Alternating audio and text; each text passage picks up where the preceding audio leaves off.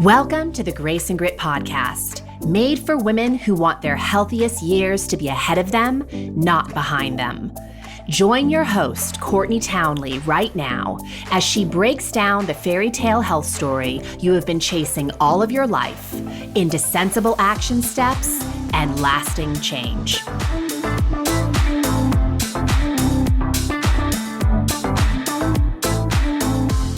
Hello, my friends, and welcome to the Grace and Grit podcast. This is your host, Courtney Townley. As always, I'm so happy that you're here with me.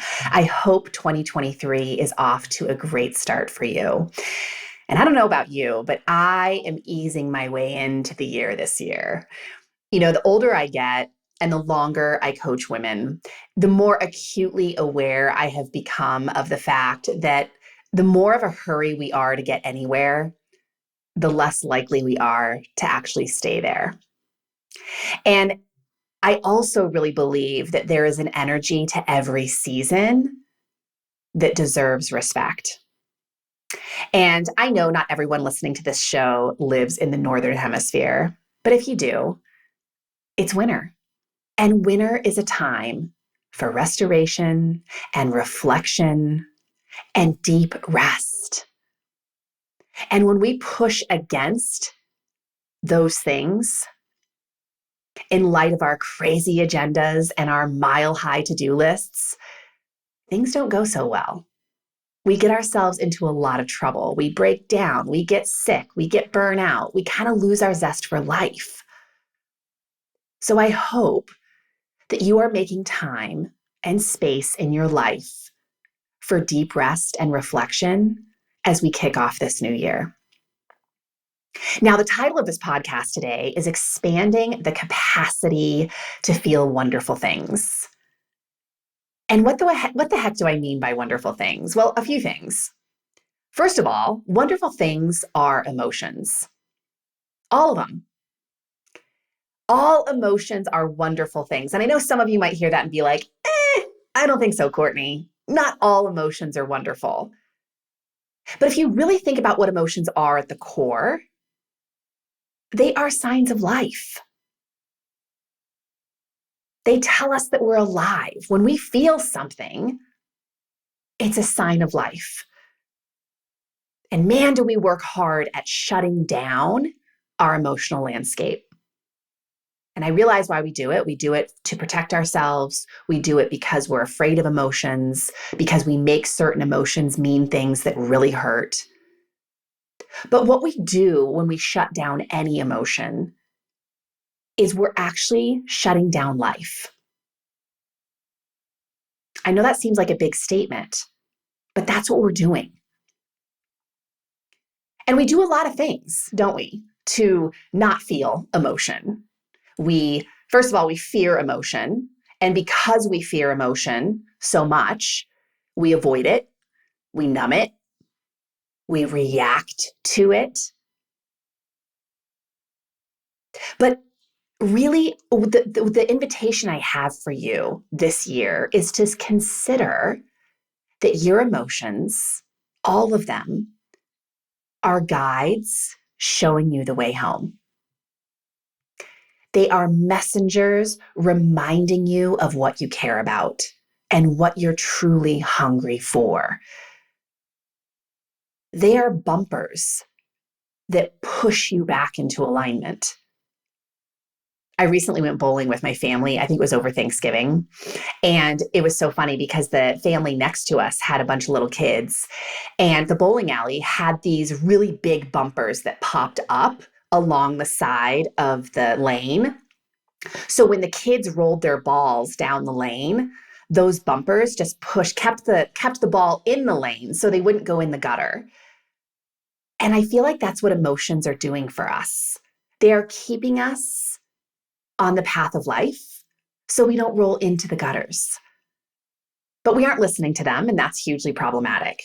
But here's the other thing I mean when I say wonderful things.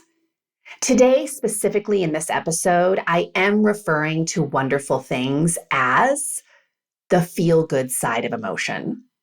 I believe all emotions are wonderful things, but I really want to speak to the feel-good side of emotion. And when I say the feel good side, I am really talking about things that we do, things that we seek out that promote our well being in very authentic and healthy ways. So I'm not talking about artificially altering your chemistry to feel good. I hope that goes without saying, because this podcast is dedicated to women's health. And when we are artificially altering our chemistry to feel good, that's not contributing to our well-being. So drugs, alcohol, using food to make ourselves feel better can obviously be problematic in the long run. So I've done a lot of podcast episodes about the value of leaning into emotions that get a bad rap. The emotions that we don't really like to feel because we consider them to be bad, like fear, disappointment, sadness. I've done lots of episodes on that topic and really made a strong case for feeling these things. But in this episode today, I really want to talk about expanding your capacity to experience the emotions that we actually tend to seek out with things that alter our chemistry. I don't want you to alter your chemistry to feel these things like pleasure, like joy, like confidence. I want to talk about expanding your capacity to experience those emotions without altering your chemistry. And it's wild, isn't it? Because we want to feel more of these things. We want more of the feel good. But when they show up in our life in natural ways that support our well-being, we do not give ourselves full permission to feel them. So we miss out on the experience. And then we turn to things like alcohol and drugs and Netflix and food to create the experience of feeling those things.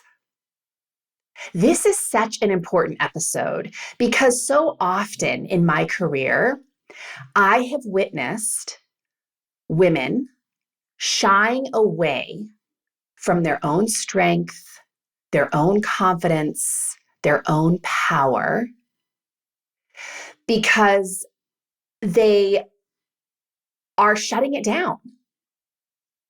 They are the ones who are actually robbing themselves of the experience of feeling these things. It's not that these things aren't existing within them.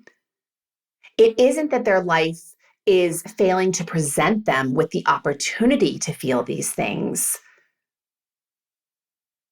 But we aren't fully giving ourselves permission to feel these things. And I have done this so many times in my own life. And one of the examples, I have talked about this before, but for whatever reason, this just really stands out as an obvious example in my life. Years ago, I went to Singapore. This was almost a decade ago now, to train with Ido Portal. And it was a really intense week of training. And we had to lean into a lot of hard things. And it was amazing. It was a movement experience. I got to meet a lot of people, challenge myself physically in a lot of new ways. And it was wonderful on every level. But at the end of the experience, I remember Ido saying to us in kind of our closing meeting that you are all going to leave here very charged because you had a really special week. And you're feeling a lot of incredible things right now. And because we lack capacity to feel wonderful things, he didn't say it exactly that way, you're going to do something to block it.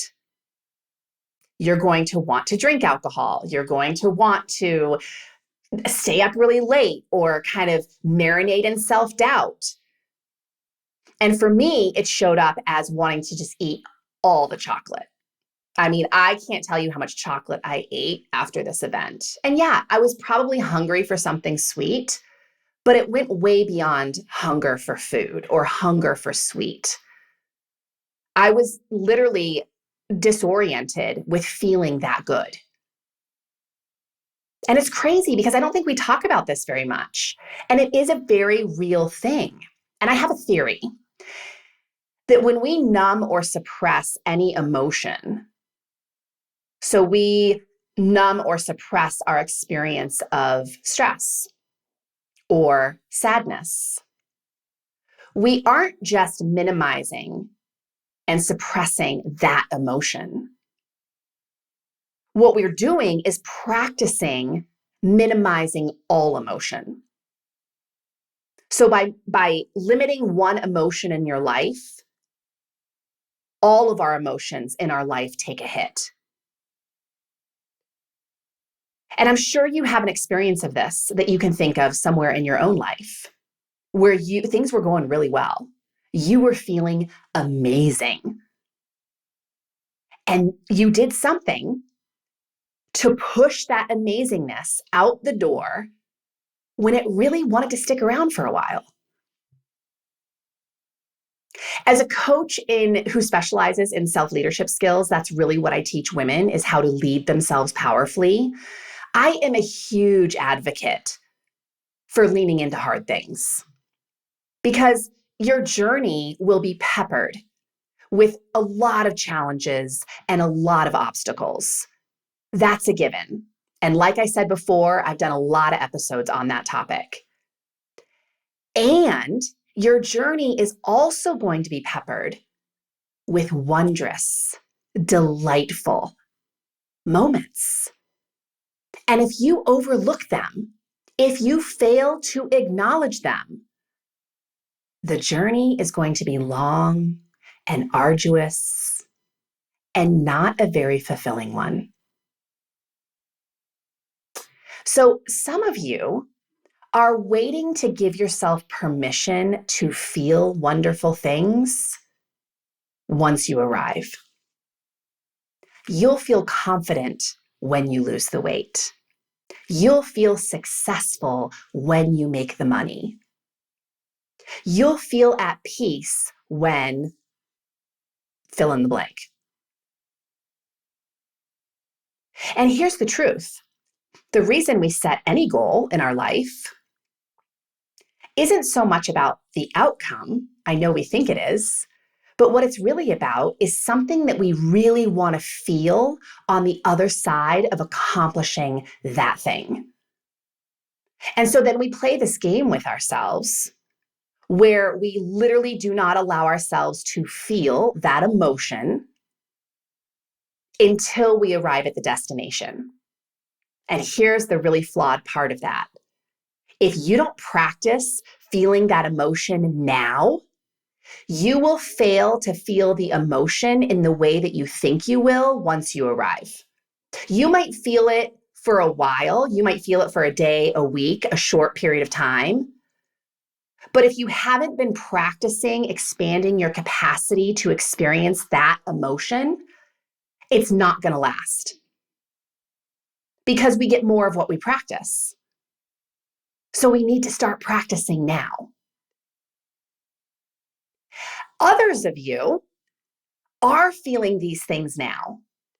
You do have moments pollinated into your day of feeling confident, of feeling joyful, of feeling really good about life. And then you do something to shut it down. So maybe you don't feel like you deserve to feel happy because there's lots of people in the world who aren't happy.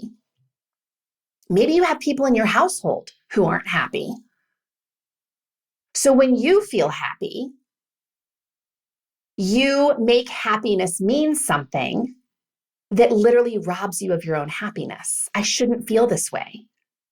It's not fair that I feel this way when that person doesn't. I was talking to a client recently who was hired literally for a leadership position in a company, totally deserving, obviously would not have been hired if she was not well equipped for that role. and then started to really question her ability to lead. So instead of riding the wave of getting the job that she was very equipped to take on and allow that confidence to really move her through that position, she started to marinate in self-doubt. She shut it down. I see this a lot with women where great things come into their life, like a job, like a relationship, or they have made an effort to create some kind of result in their life. They've gotten really fit.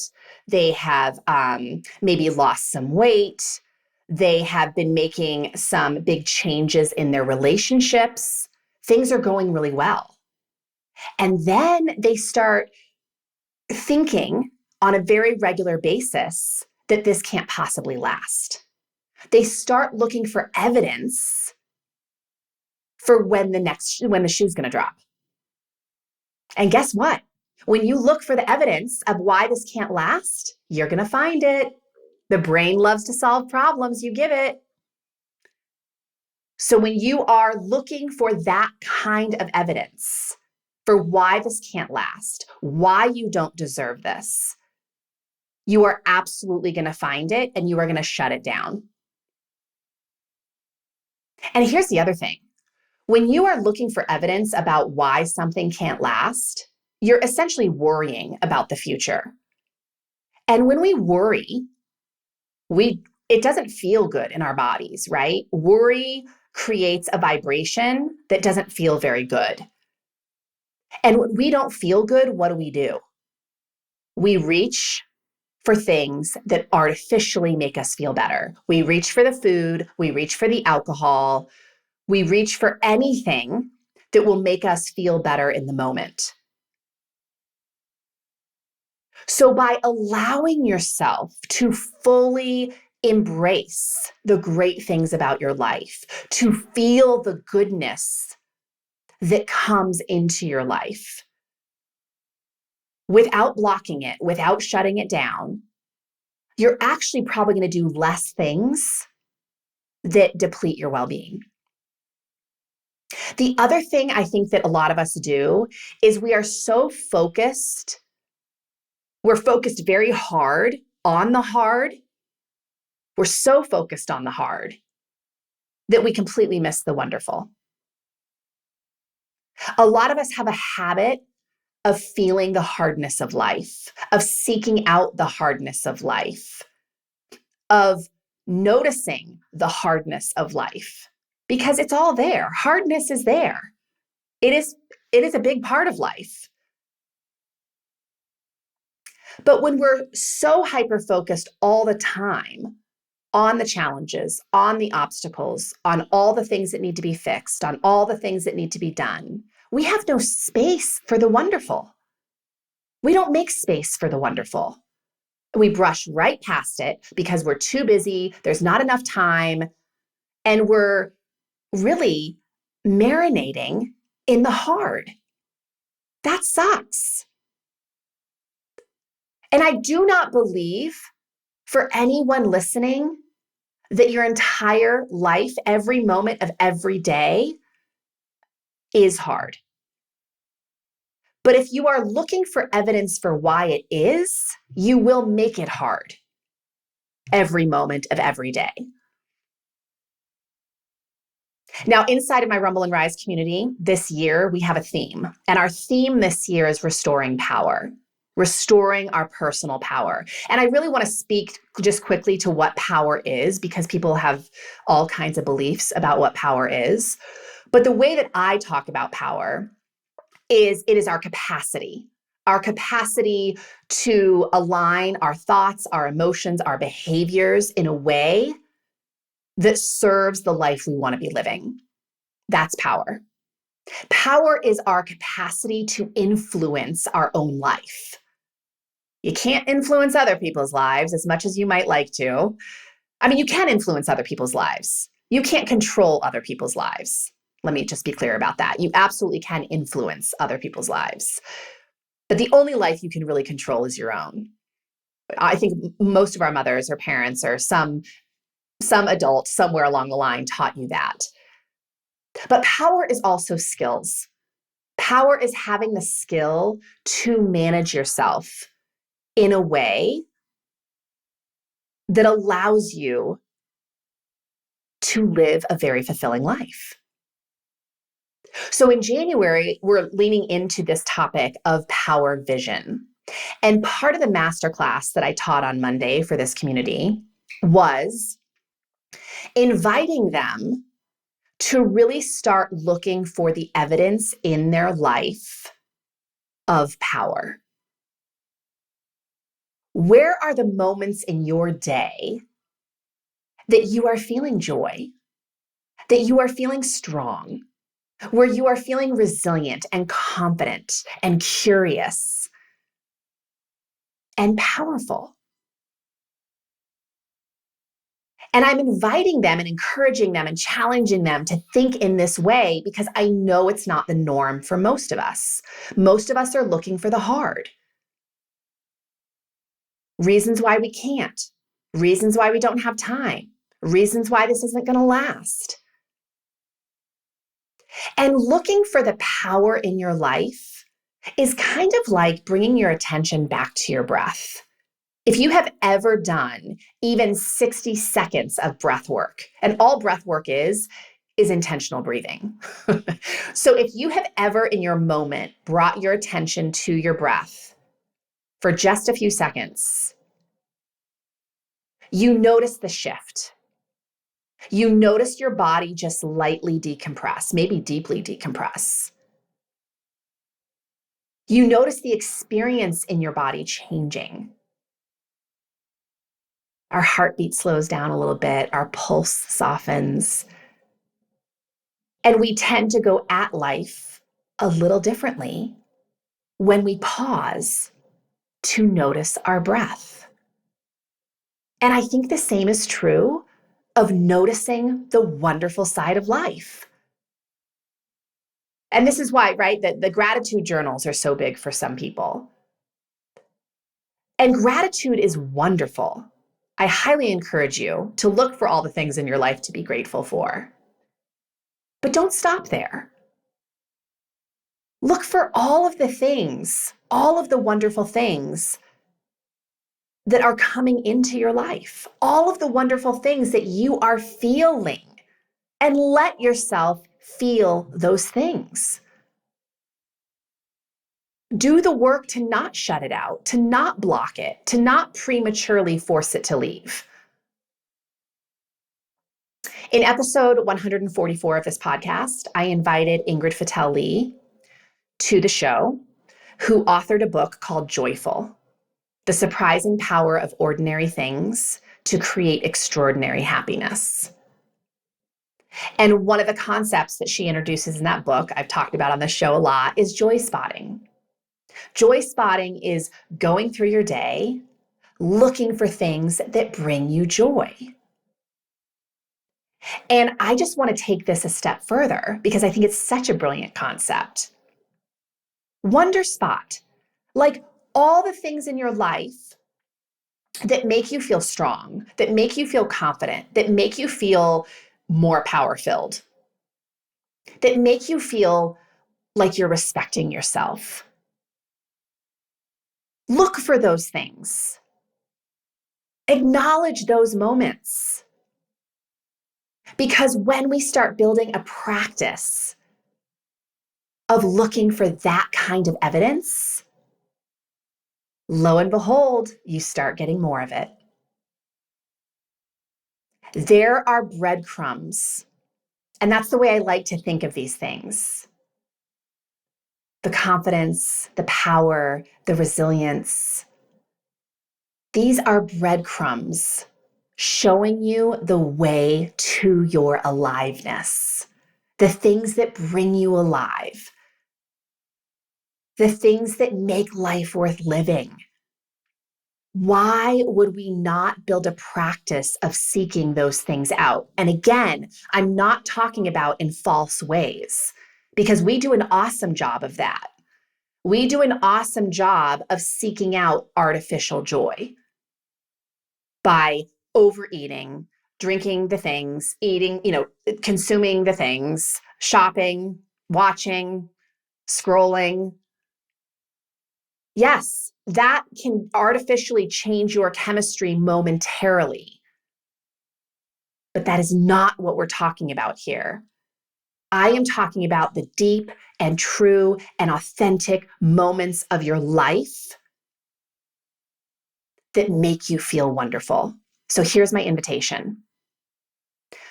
I hope this year you will extend yourself the grace of noticing more moments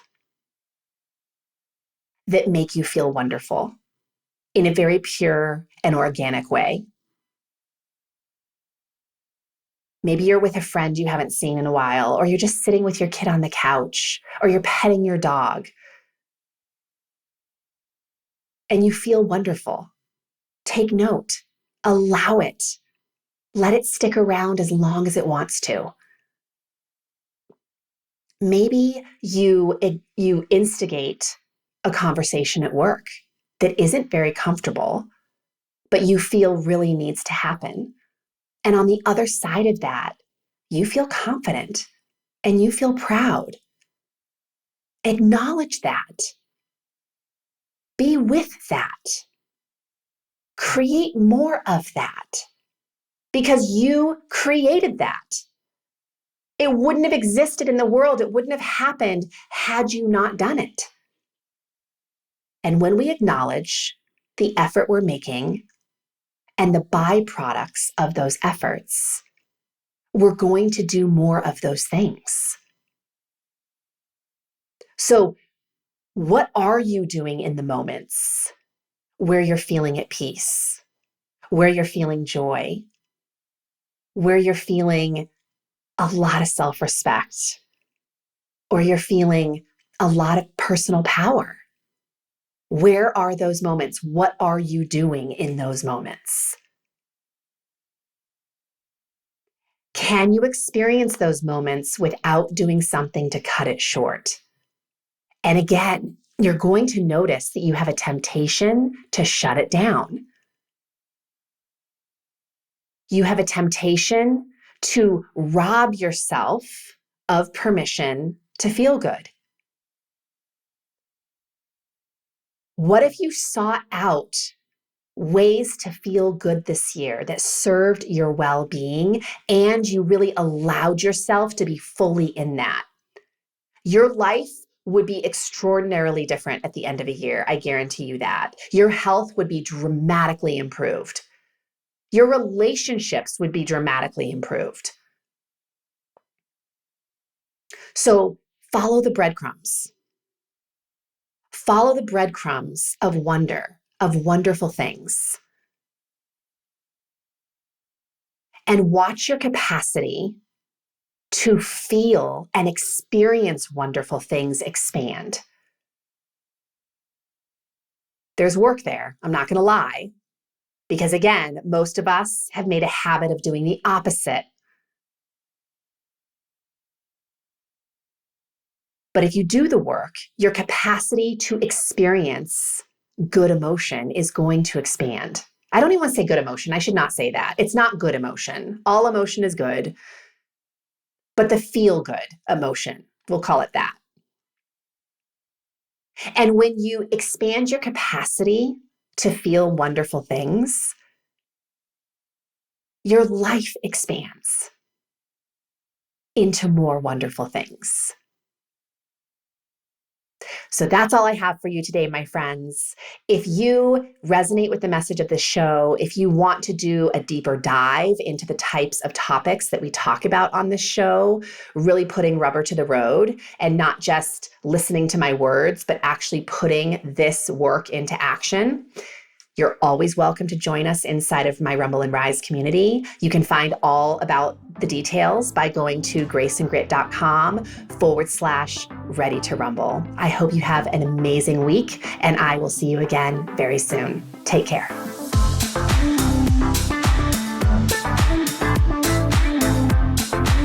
Thank you for listening to the Grace and Grit podcast. It is time to mend the fabric of the female health story. And it starts with you taking radical responsibility for your own self-care. You are worth the effort.